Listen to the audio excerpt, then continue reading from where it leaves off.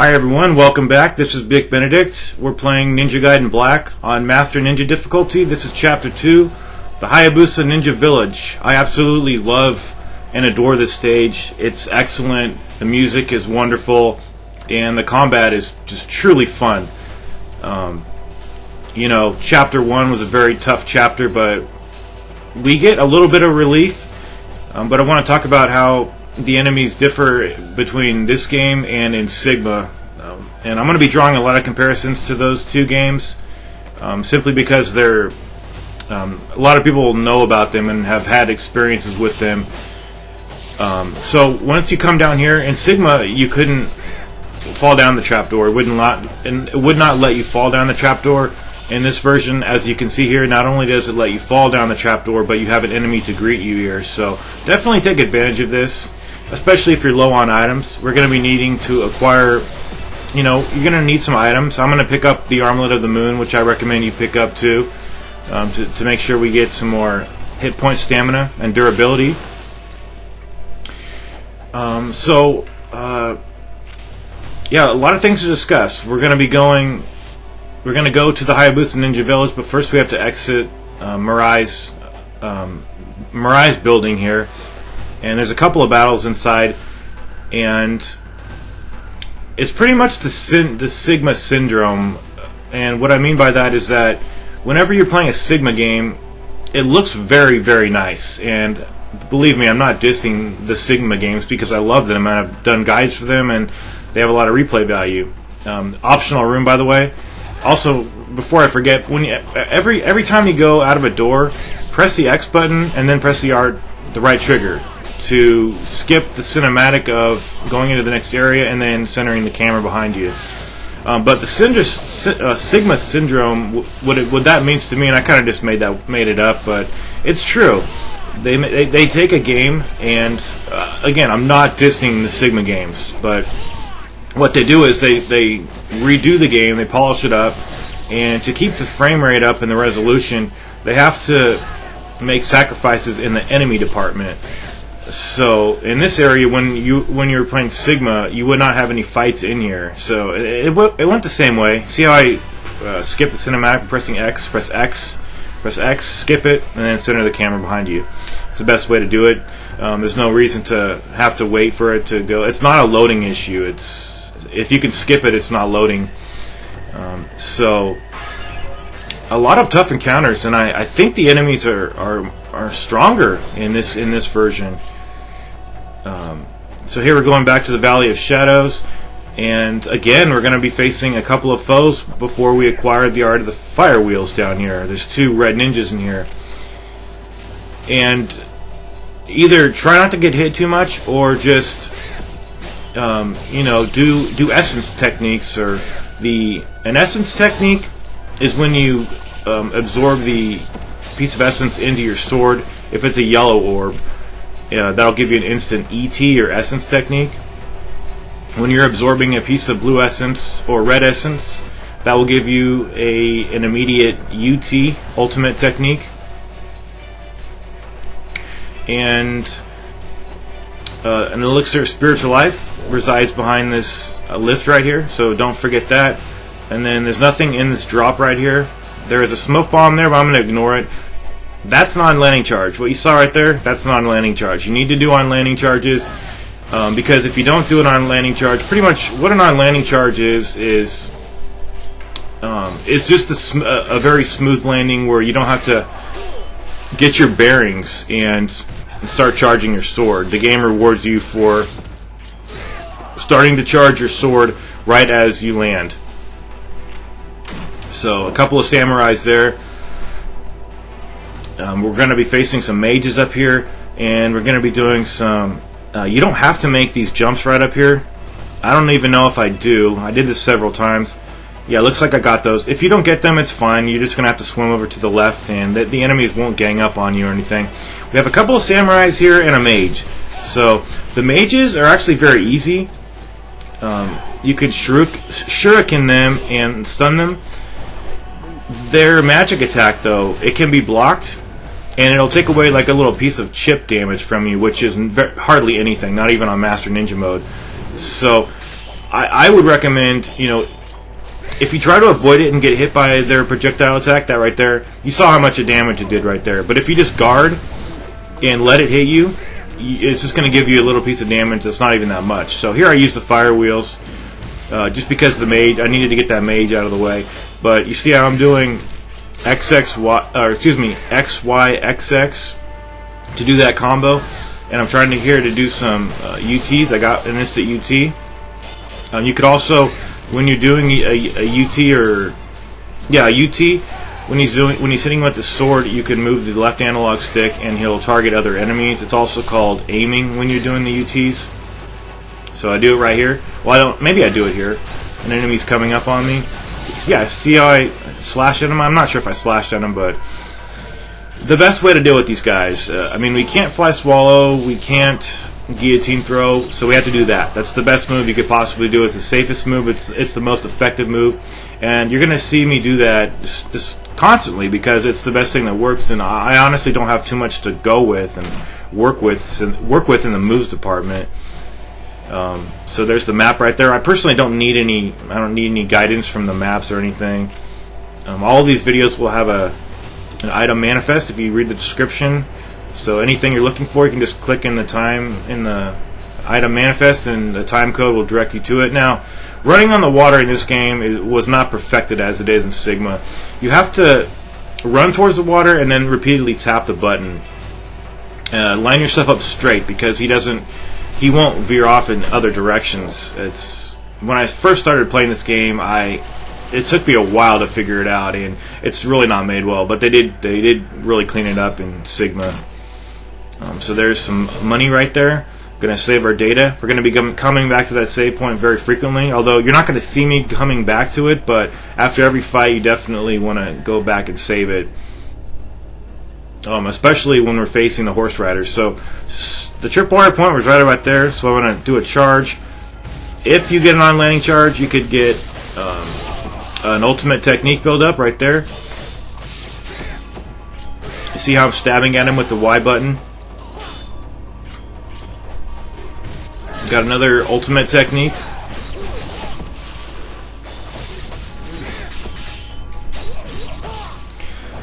Okay, so pretty much always keep your guard up. Pretty much the tried and true methods of how to do combat in this game. Always keep your guard up. If you're not pressing the left trigger, you're going to get damaged severely. Something's going to hit you. So just keep your guard up and just know which combos work well for you. I like the Izuna drop myself, although we can't do the throw currently, not until we get the scroll.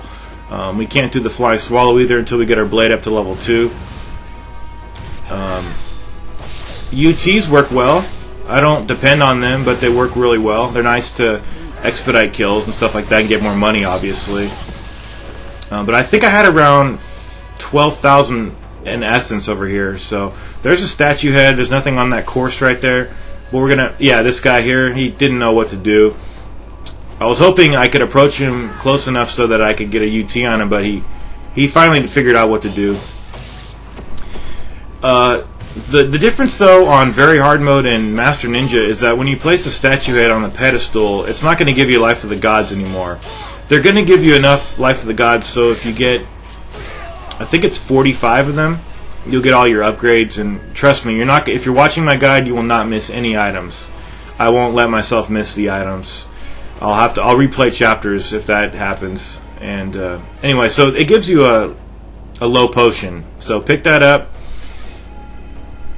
Now we're going to go back. See, you're not going to see me save it, but I am going to save it. It's just the most prudent thing to do. Item on this course right here. An elixir of spiritual life. So we got a couple of those. And you're on Master Ninja. On every higher difficulty, you can carry fewer items. So you have to bear that in mind. That's what makes it harder, too. So we're going to go up here, acquire the bow. I cut the cutscene out. She says 3 things to you. Please hurry. And etc. there. There's nothing on this course. There's no items on the shelves there as there would be on the lower difficulties. So we're going to come out here, and if I were you, I would purchase the Armlet of the Moon. It's a $5,000 purchase. I mean, you should have around 12,000 in essence, or 15,000, or at the least like 10,000. So just make sure you buy enough healing items. Do not buy any elixirs that you're going to place into your key gauge, because we're going to get some from those targets. And I'll be showing you how to drag essence. Really cool way to do it. But anyway, don't buy any health that you're just going to put into your health bar, or any magic that you're going to put into your key gauge, because we're going to get all that stuff from those targets. So the reason I say to buy the Armlet of the Moon, it gives you more hit point stamina, and in this game you're damaged severely. So I prefer to take more damage than deal out more damage myself. It's just how, I mean, there's going to be a situation where we can use all the armlets at different times, obviously, but they all have different purposes, and I'll explain what they are once I actually acquire them. But you are given the ability to buy the Armlet of the Sun and or the Armlet of the Moon. So it's just your preference. If you can, if you want to take, it's just your preference, and my preference is I want to have a little bit more hit point stamina and durability for my character. So I'm going to switch to the bow here, and I'm going to show you, first of all, you can only yield 10 items from each of these targets. So this one over here, this has, I believe it has health. Yeah, health right there. And shoot 5 and then go over to the target, because they're gonna evaporate if you don't do that. But the better way to do it, and there's a little risk involved, and I'm actually glad all this played out the way it did here. But I'll show you how to drag the essence to you, so you don't have to go to it. So watch this. Just hold down the Y button for a fraction of a second. Just long enough. Just hold the Y button long enough so that you don't build up a charge. What will happen is you'll drag the essence to you.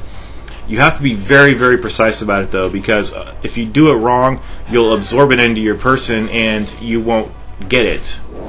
So you may get a fraction of the money, but you won't if you're essentially using it for a charge. And I think this happens right here. So watch how I failed this right here. I'm glad this happened. See, that was an accident. I did not mean to do that, but that's failing to drag essence into my person right there. Make sure that after you do your shopping right there, you go back and save it, because we're going to be doing a section up ahead with horse riders. You're going to be facing 2 of these guys at a time. And I also forgot to mention that when you're using projectiles, you can't jump and press the B button. The B button is for the projectiles. They changed that in Sigma, but I'll be going over that at length. Just to maybe delve into why they didn't do that in this game, and why they felt they had to fix it in the remake Sigma. Because it doesn't even let me. It completely puts me off of using projectiles. Anyway, so like I mentioned, we have 2 horse riders at a time over here, and you want to stand in this position right here by the building, at the little right angle right there. That's formed by the 2 parts of the building. And go for UT charges or ETs, whatever you can really get off. You notice that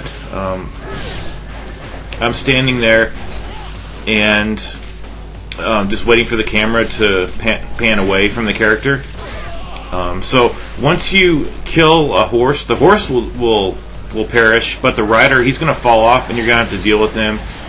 Do an Azuna drop. That's the best way to take care of these riders. If all you can get is an ET, just take it. Take what you can get. Like I said, the camera is going to. You see that little thing right there? If you rewind that, I was trying to do the Azuna drop on that rider, but it targeted the other guy on the horse. So that's an issue here. But this is pretty simple. I mean, it shouldn't be anything that sets you back. It took me a couple of tries. Not because it's hard, just because I don't know. Sometimes these guys they're kind of grab happy sometimes, and but even though they're grab happy, as long as you're blocking, they can't grab you. But sometimes you're trying to take out the rider who has fallen off the horse, and you can't guard when you're hitting, so they grab you. But I mean, I did this whole thing without getting grabbed. And getting grabbed is not the end of the world. It's going to take probably half your health away. And oh yeah, basically I just wait around to see if they're dropping blue essence. If they drop blue essence, I'm not using the essence, the blue essence that is, to charge an attack. I'm using it to refill my health, because we're going to be dealing with Masakado for the boss of this level. It's kind of cut short in this game. You don't deal with everything after Masakado, which I actually prefer. I liked how in Sigma you would go into the burning building and then fight the scripted fight with Doku. Even though it wasn't technically scripted, you could defeat him if you were skilled enough. So just take out all the riders who fall off the horses, then get back over here into the corner, charge an attack, and then just wait to see when the screen is panning away from the character. And you have to do it the split second you see that whenever the screen is moving away from that character, you need to release your charge. Even if you miss, your ET or your UT will give you complete immunity, all the iframes you need. So it's better to miss than to try to delay it that extra half second and then fail it and get caught in a grab. But here's Masakado, and there's going to be 2 clips here, because if you've purchased the Inferno at the store, it's only 1,000 essence. You can completely knock this guy off the horse. It happens several times in succession. A lot of S's there, but I left this clip in just to show you. Watch this. I'm going to use the Inferno pretty soon, and it's just going to knock Masakado right off the horse, and then all you have to do is face Masakado, who's very easy anyway. And then after the fight, watch this. Bam, he's off the horse. That doesn't mean he's dead. That just means you have to kill Masakado. But I wanted to leave in this reel of footage here. But to be sure, I did save the data that reflected the fact that I knocked him off the horse and didn't have to waste too many items here. But we have a couple of mages, and this actually works out a lot more conveniently than in Sigma, because you have the mages, and it's pretty much you kill 2 mages, and then that's it. There's no more mages until you take off more of his health off the horse. So I really like that. In Sigma, you kill 2 mages, and then it's just they never cease to spawn. And I think it's a little bit more balanced in that respect in this fight, and makes me like the fight a lot more. I love this enemy. Masakado is really cool. The red samurai warrior on the horseback. So I'm going to use a couple healing items here. You might think to yourself that the Lunar might be a better choice for you. It could be. The Lunar could be a better choice for you, but I'm not particularly sure how much health the Lunar takes off, since it is only at level 1. But admittedly, our sword is only at level 1, but I like to think that the sharper the weapon is, and the more things that it can cut, the better it'll work at dealing damage. Anyway, so we're just dealing with the mages. I wouldn't really... I think the best combo to do on the rider is to do XXY. See? Quick XXY, chop at him. And you see how it's just me and the rider right now. There's no mages around. And I think that's how it should be. I mean, I don't mind the lackeys. These guys for lackeys, they're annoying, of course. That's why I had to use the Art of the Fire Wheels right here. But as long as they're only coming out when I'm dealing, when I get his health down to certain points, that's extremely balanced to me and works out. But when they're just constantly, never ending, just all around, all the time, that puts me off. So I really like this version of the fight a lot better. And okay, so I chopped him up right here. He should fall off presently. So this I kind of stretched this out, and it is rather overdrawn here, and it just kind of carries on here. But what I was doing was I was just trying to see if I could, if when I killed the 2 samurais on this map here, if they would stop spawning, so I could just face Masakado on his own. I think he's one of my favorite enemies in this game, and I really don't even know why. It's just that I couldn't beat him for the longest time. Not on this story campaign, and not on the mission modes where you fight him. And I think I just like the look of him and his name, and just his uniform. The outfit that they decided to outfit on him, using a noun and a verb right there. So I think I took out a mage or two, and then they never ceased to spawn. So I just said, you know what, just let me do the Azuna drop on this guy. So all I need to do is XY, XX, Y. Just imitate the Azuna drop. We can't do the grab, or excuse me, we can't do the Azuna drop throw right now, but we can do most of the combo. So there's the Life of the Gods, and that's the end of this level. And I'm going to be seeing you guys in Chapter 3, The Skies of Vengeance.